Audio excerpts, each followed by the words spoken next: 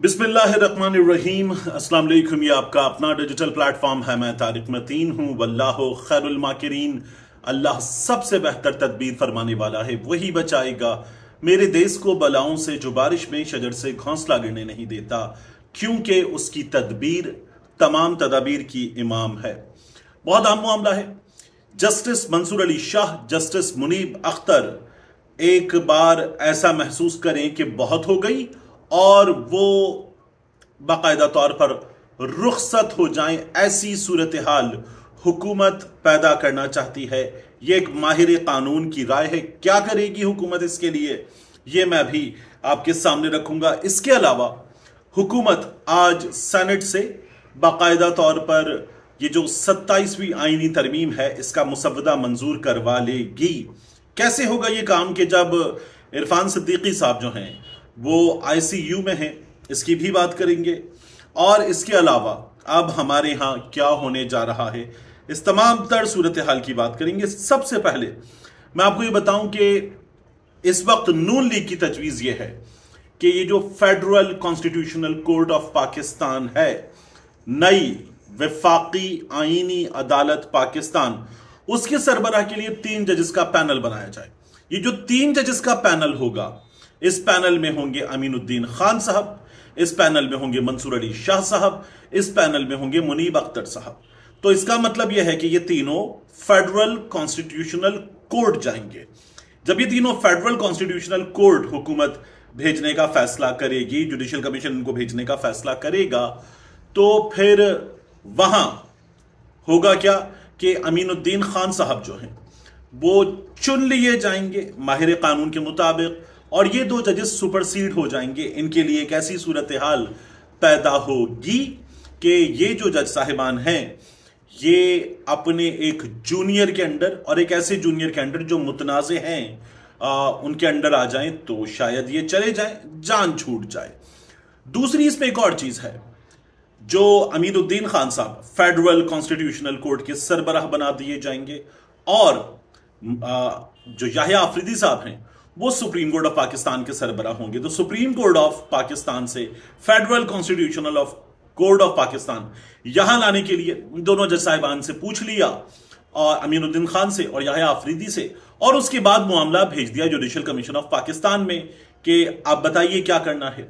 इन 2 जज साहिबान से अगर नहीं पूछा जाता, जुडिशियल कमीशन ऑफ पाकिस्तान की जो इस वक्त हैयत है, जो उसकी फॉर्मेशन है, उसमें वोट हुकूमत के हक में होगा, तो वहां पर क्या होगा कि फिर ये जो 2 जज साहिबान हैं इनके ट्रांसफर का फैसला होगा। जो जज ट्रांसफर नहीं मानता, माहिर कानून की मैं राय दे रहा हूं आपको, मैं इन मामलात में कोई एक्सपर्ट हूं नहीं कि मैं आपको अपनी राय दूं, तो उन्होंने ये कहा कि जो जज नहीं मानता वो फिर रिटायर्ड तस्वुर होगा। ये तरमीम में आ रहा है, तो अगर दोनों जज साहिबान नहीं जाएंगे वहां तो रिटायर्ड तस्वुर होंगे। ये माहिर कानून की राय है।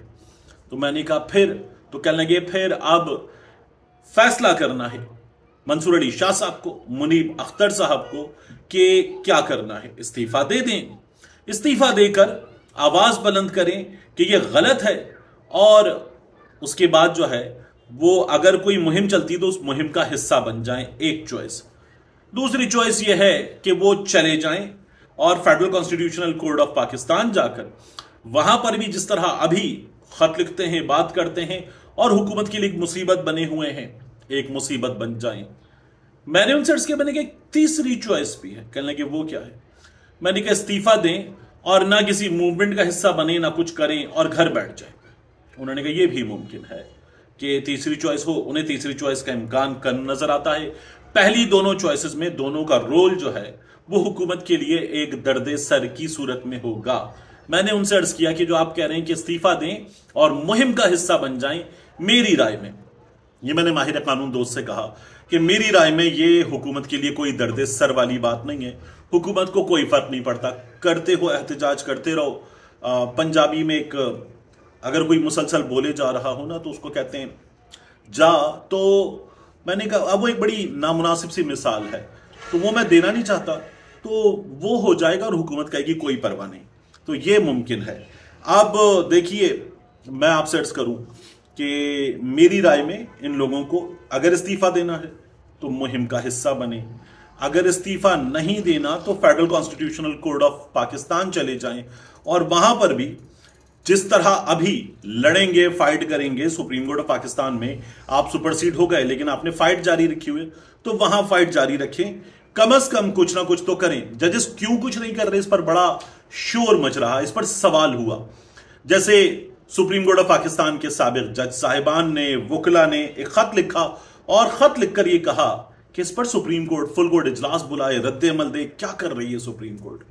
तो मेरी राय में सुप्रीम कोर्ट ऐसा कुछ नहीं करेगी। याह्या खान साहब हैं, याह्या खान साहब जो हैं वो कुछ कर नहीं पा रहे।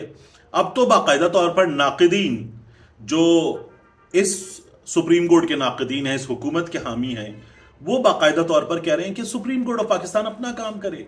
ये जो अवामी नौयत के मुकदमात हैं, जो कॉन्स्टिट्यूशनल मुकदमात नहीं हैं, उनको निपटाए।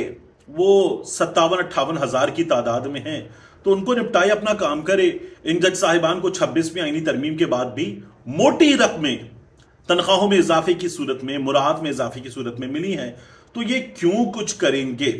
अब बात इस चीज की कि जो वोट है, ये वोट कैसे पूरा होगा? देखिए, इरफान सिद्दीकी साहब, अल्लाह ताला शिफा दे, अलील हैं और आईसीयू में हैं, तो उनका वोट हो गया माइनस। हुकूमत के पास इस वक्त हैं 60 वोट। इन 60 वोटों के साथ हुकूमत 64 का नंबर कम है, तरमीम मंजूर नहीं करवा सकती। तो पता यह चल रहा है कि एमल वली साहब जो हैं, जिन्होंने हिमायत भी कर दी है कि इससे हमारा दिफा मजबूत होगा आईनी तरमीम से, यानी दिफा तो मजबूत फौज से होता है, आईनी तरमीम से दिफा कैसे मजबूत होगा, मैं ये बात समझ नहीं पा रहा। यानी हमने इतना जबरदस्त दिफा किया, क्या तब आईनी तरमीम थी? तो एक वो ये कहते हैं कि आईनी तरमीम से दिफा मजबूत होगा, दूसरा अदालत को लगाम डाली जा सकेगी। वही जो मैं आपसे अर्ज करूं ना, अभी भी एक अदद दर्द सर हैं मंसूर अली शाह साहब, मुनीब अख्तर साहब, तो वो अदालत को लगाम डालना चाहते हैं, इन दोनों के मामले में भी कुछ करना चाहते हैं। तो अमल वली साहब की गुफ्तगू से अंदाजा ही हो रहा है कि उनके 3 वोट हुकूमत की झोली में हो गए 63, एक वोट कम है। उस एक वोट के हवाले से कहा जा रहा है कि अभी सेनेट में एक अरबपति सेनेटर आए हैं, वो अरबपति सेनेटर जो हैं वो वोट देंगे हुकूमत को और ये वोट हो जाएगा। वैसे भी मौलाना फजलुर रहमान साहब बांग्लादेश जा रहे हैं, उनके पीछे क्या हो तो वो कह सकते हैं कि ये कैसे हुआ, मैं देखता हूं, तो ये काम हो सकता है। उसके अलावा एक नाम लिया जा रहा है इंटीरियर सिंध से आजाद, सिस्टम ने आजाद कर दिया आजाद सेनेटर का कि वो वोट दे सकते हैं। देखिए क्या बनता है। हुकूमत तो मुसलसल तैयारी ये कर रही है, दावा करती आई है कि उनके वोट 64 नहीं 66 होंगे। तो कौन किस जगह कैसे वोट करता है अब हमारे सामने आ जाएगा। और अब इसमें क्या तब्दीलियां हो सकती हैं, मजीद इस हवाले से खबर ही आ रही है कि यह तब्दीली हो सकती है कि वो जजेस जिनका तबादला हो गया लेकिन वो जाने से गुरेजा हैं, उन्हें फौरी तौर पर रिटायर्ड तस्वुर नहीं किया जाएगा। बड़ा अहम मामला है। तबादले पर मोतरज़ जजेस का केस सुप्रीम जुडिशल काउंसिल को भेजा जाएगा। मैंने आपसे कहा था रिटायर्ड सदर की सियासी जिंदगी में वापसी पर सदारती इस्तिस्ना बरकरार रखने या ना रखने पर रात गए गौर किया गया। यानी रिटायर्ड सदर का मतलब है, फर्ज करने आरिफ अलवी साहब, अब वो सियासी जिंदगी में वापस आते हैं और फिर उसके बाद उन्हें वो इस्तिस्ना जो लाइफ टाइम वाला है वो मिलता या नहीं मिलता, इस पर गौर किया गया है। और चीफ इलेक्शन कमिश्नर तैनाती, इस पर भी अभी कोई चीज हतमी तौर पर तय नहीं हुई है। अपना पूरा जोर लगाकर इसको तय करने की कोशिश की जा रही है, अभी तक कुछ हुआ नहीं है। ऐसे ही चल रहा है, हुकूमत खुश है तो ऐसे ही चल सकता है। कासिम अली गिलानी, अली कासिम गिलानी, यूसुफ रजा गिलानी के साहबजादे, उन्होंने कहा मुत्तफिका तौर पर जो कमेटी बनाई गई थी दोनों ऐवानों की, उससे ये मंजूर हो गया मुसव्वदा। तो लोगों ने पूछा, यानी ऐवान में लाने से पहले, सेनेट में लाने से पहले, कौमी असेंबली में लाने से पहले दोनों ऐवानों से कुछ लोगों को कहा गया आप गौर कर ले इस पर। तो उन्होंने कहा कि ये वहां पर मंजूर हो गई मुत्तफिका तौर पर। लोगों ने पूछा मुत्तफिका तौर पर कैसे? क्योंकि कमेटी के नामों में पीटीआई वाले नाम भी थे, आजाद, अच्छा उसमें जो नाम थे वो जेयूआई वाले भी थे, बॉयकॉट कर दिया, तो फिर कैसे मुत्तफिका तौर पर? तो उन्होंने कहा जो लोग मौजूद थे उनमें से किसी ने मुखालिफत नहीं की, इसलिए मुत्तफिका तौर पर। और अली कासिम गिलानी साहब ने यह माना कि मैंने कोशिश की कि तरमीम में कुछ अवामी चीजें डाली जाएं। अभी तरमीम में अवामी चीजें कुछ भी नहीं है। और अब फैसल वावड़ा या बैरिस्टर अकील मलिक, जो पहले कहते थे कि नहीं तरमीम पे कोई काम नहीं हो रहा, वो कह रहे हैं दोनों कि 28वीं तरमीम पर भी काम शुरू हो गया है। 27वीं मंजूर तकरीबन हो चुकी इन लोगों के नजदीक, 28वीं पे भी काम हो रहा है। 28वीं में क्या होगा? ये जो चीजें रह जाएंगी ये 28वीं में जाएंगी। डेवोल्यूशन ऑफ पावर है, एमक्यूएम का मुतालबा अभी शामिल नहीं हुआ। बलूचिस्तान की सीटों में इजाफे का मुतालबा तो वो अभी तस्लीम नहीं हुआ है। फिर इसी तरह से आप देखिए कि चीफ इलेक्शन कमिश्नर का मामला है, अभी नहीं हुआ। एनएफसी का मामला है, ये मामला जाएगा 28वीं में मजीद गौर के लिए। अब यहां से आगे क्या मुमकिन है? देखिए, मैं आपसे अर्ज करूं कि एक ऐसी मूवमेंट चलाने का दावा किया जा रहा है कि जिसके जरिए बाकायदा तौर पर रास्ता रोका जाएगा तरमीम का, हुकूमत का, पार्लियामान को चलने नहीं दिया जाएगा, यह दावा किया जा रहा है। तो क्या यह रोकना मुमकिन है? बिल्कुल मुमकिन है। एक भरपूर अवामी मुहिम के जरिए मुमकिन है। क्या ऑपोजिशन इसके लिए तैयार है? नहीं है, क्योंकि तैयारी नजर आती है ना, तो अभी तक तैयारी नजर नहीं आ रही। अभी तक दावे नजर आ रहे हैं, छोड़ेंगे नहीं, चलने नहीं देंगे, हो नहीं सकता, कैसे कर सकते, अवाम को भूल गए।